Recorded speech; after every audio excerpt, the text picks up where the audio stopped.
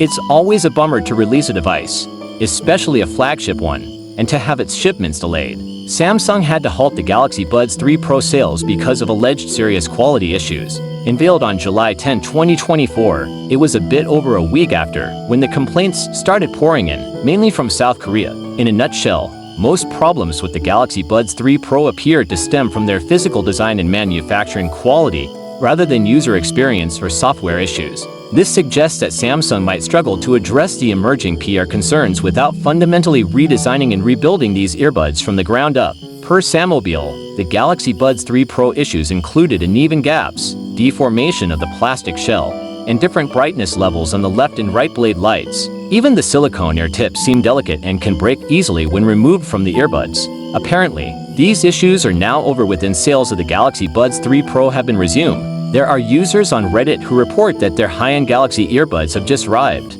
Those of you who have pre-ordered the Galaxy Buds 3 Pro, it's probably best to check the delivery status of the product if you haven't received the earbuds yet. Personally, I see the whole thing as a major screw-up by Samsung. If excuses can be made for something similar happening to some budget-friendly device, there's no justification for releasing a $250 pair of earbuds that's faulty.